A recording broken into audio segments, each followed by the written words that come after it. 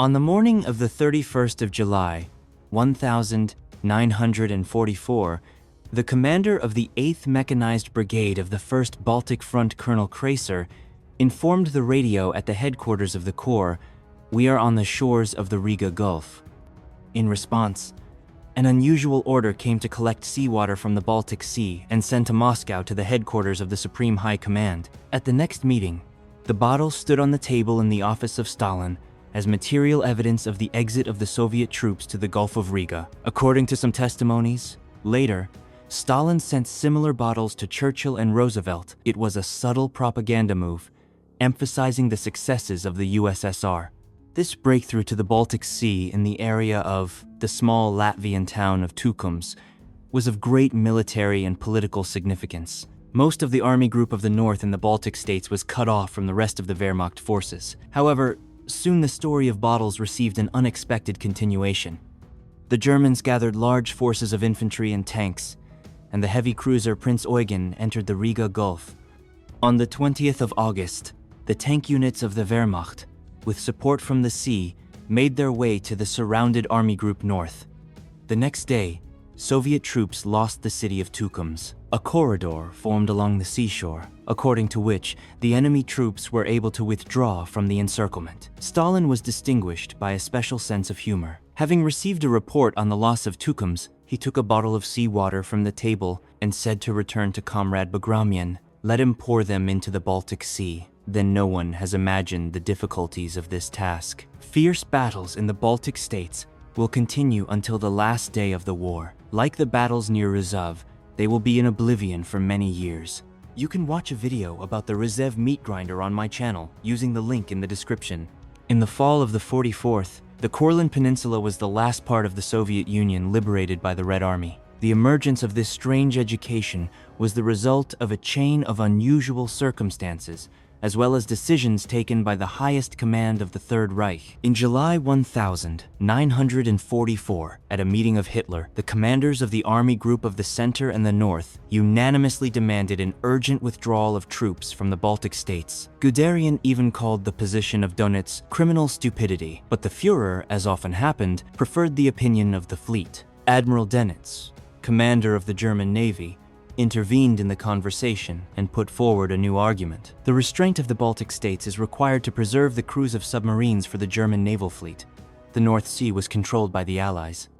Their planes reached the western Baltic, and only the eastern part of the sea was almost safe for year-round training of submariners. 80% of the U-boat crews were trained here, including training on old sailing ships that imitated Allied convoys. Dönitz in the Navy actively fought with disbelief in the victory of German weapons. His orders said, "Everyone who doubts the victory will be shot as a traitor." Such posters hung in the barracks of submariners. After a failed attempt, Hitler was distrusting his generals and, after hearing Dönitz, categorically stated that the North Army Group remains in the Baltic states. The submarine fleet remained one of Hitler's last hopes to wage the offensive war and even break its move. It was impossible to allow Soviet troops to reach the coast of the southern part of the Baltic Sea, created their naval bases there, and began to strike German shipping in the South Baltic and submarines that carry out combat training at training grounds. This led to the decision to leave the Army Group of the North in the Baltic states and on the Monsoon Islands. The headquarters of Dönitz even developed the Neptune Plan, mining the entire coast in case of a breakthrough of the Red Army, but there was not enough resources for this. At the same time, the breakthrough of the Red Army into the Baltic states and the threat of the environment forced the German troops to hurry to leave Estonia. On the 27th of September, pursuing the departing units, Soviet troops landed on the Moonsund Islands. At the same time, the exit from the War of Finland opened the Baltic Fleet passage from the Gulf of Finland to the open sea. Soviet torpedo boats immediately began to hunt German transports. The first success was already on the 30th of September near the island of Huma. In early October 1944, the Rate decided to change the direction of the blow. The offensive began on the 5th of October, and on the 6th day of the battles, the advanced units of the 5th Guards Tank Army broke through to the Baltic Sea in the Klaipėda area. The Army Group North moved to the Courland Peninsula and ended up in West The calculations showed that with the number of army group, north of 520,000 people, and when using the entire transport available transportation of personnel, weapons, and equipment would take as many as 5 months, the German admirals proposed evacuating at least elite parts. For example, the 3rd Panzer Corps of the SS, but Schörner insisted Courland will become the 2nd Verdun. For the German command, it was obvious that the Red Army would not sit back and look at the evacuation. With each transported soldier, it will be harder to hold the front, and transports with people will be attacked by Soviet submarines and aviation. On the other hand, it was obvious to everyone that the troops surrounded in Courland were doomed, and the war was lost. But the commander of the Army Group North, Ferdinand Schörner, convinced his subordinates of the need for the defense of the Courland bag. At the same time,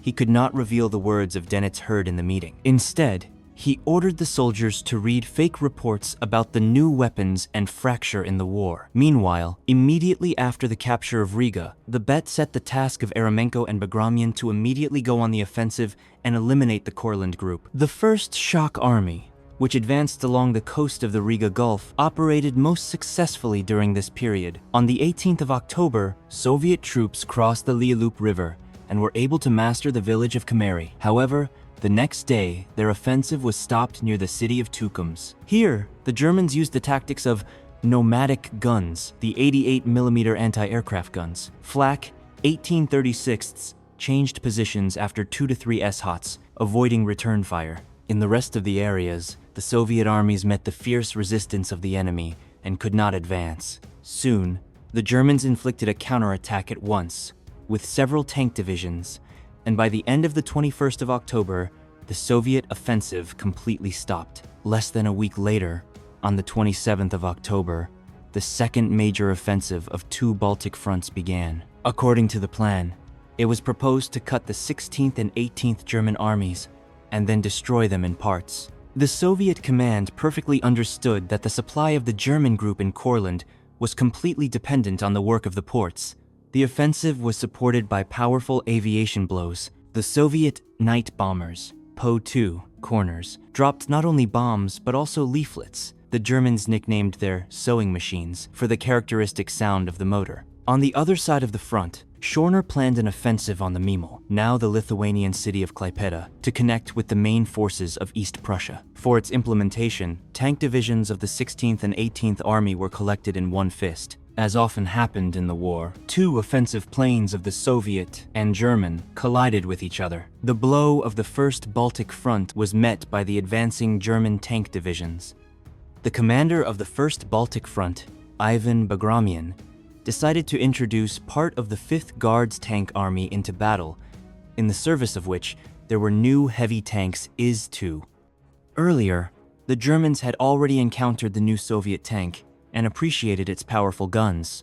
His 122mm gun confidently struck any German armored vehicles, including Tigers.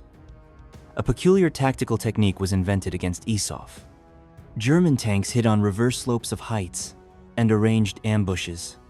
The crews of the Tigers sometimes set fire to smoke bombs next to the broken cars, so that IS-2 would count them destroyed and passed by. Often the Soviet heavy tank was amazed before he had time to detect the enemy. The ISA posed a real threat to the Germans, so they knocked out in the first place. As a result of the expected breakthrough by the forces of the tank army, the Soviet units could not be achieved. But at the same time, a German plan for unit with the troops of East Prussia was torn. Meanwhile, in the next site, on the city of Saldus, the 2nd Baltic Front of General Eremenko advanced. The enemy showed stubborn resistance. It was possible to advance only for a few kilometers. Soviet aircraft with massive blows to Libava tried to violate the supply of a German group, but soon the raid ceased due to the deterioration of weather conditions. The Germans used the trophy Soviet ZS-5 trucks for transportation. It was more difficult to distinguish from air.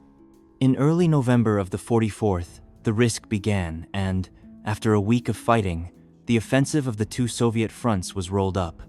At the meeting in the Kremlin on the 7th of November, 1944, Zhukov criticized Marshal Vasilevsky, who was responsible for the coordination of the Baltic fronts during the offensive in Courland. He considered it erroneous to apply 2 strokes in different directions. According to Marshal, success could bring success one, but a powerful blow In the dispute between Zhukov and Vasilevsky, Stalin sided with the offensive plan with 2 blows, taking into account the fact that, in a difficult area with a limited number of roads, several blows can bring the desired effect. Later, it turned out that the Germans intercepted the Soviet plans through the defector. The map of the 130th Latvian Corps, with marks of the impact direction, was found with the murdered officer. In the Army North, the Army on the contrary, for the entire battles for the Baltic states, the unity of the command was preserved. Using a developed road network, the Germans quickly transferred the troops, and if necessary, they allocated them from the threat of the environment. Forms of the Army Group North with great combat experience gained during the battles near Leningrad moved to the Courland Peninsula. In addition, they defended themselves on a narrow front. Here, one division accounted for no more than 9 kilometers. In addition, it was much easier to build a defense among forests, rivers, and lakes of the Baltic states than on a plain area. Another advantage of the Germans was a large number of mobile formations. In Courland, 5 tank divisions were at once on a fairly narrow front of 220 kilometers at once. One of them, the 12th Panzer Division of the SS Hitler Youth, was transferred from under Warsaw, but could not break through. Tank divisions became a mobile reserve in defense, capable of quickly moving into threatened directions, occupy the terrain, and apply counterattacks on their own. In November 1944, Soviet troops began to prepare for a new offensive. The main obstacle to the resumption of hostilities in Courland was the weather. The Soviet command awaited suitable weather conditions for the normal operation of artillery and aviation. The new operation pursued 2 tasks. The first is to strike at the main port of the supply and install the control and rod, which is almost parallel to the line of the front line. For misinformation, the Red Army imitated preparations for a blow to Ventspils. On the 21st of December, the Third Soviet offensive began in the area of Saldus. At first, the parts of Bagramian were accompanied by success. On the breakthrough site, German artillery managed to suppress. The Soviet infantry quickly moved forward. At the same time, the troops of the Second Baltic Front immediately met the fierce fire of the enemy. Soon, the secret of the unexpected, stubborn resistance of the Germans was revealed. The murdered German officer found a card transferred by the defector on which the boundaries of the offensive of the 130th Latvian Corps were precisely indicated.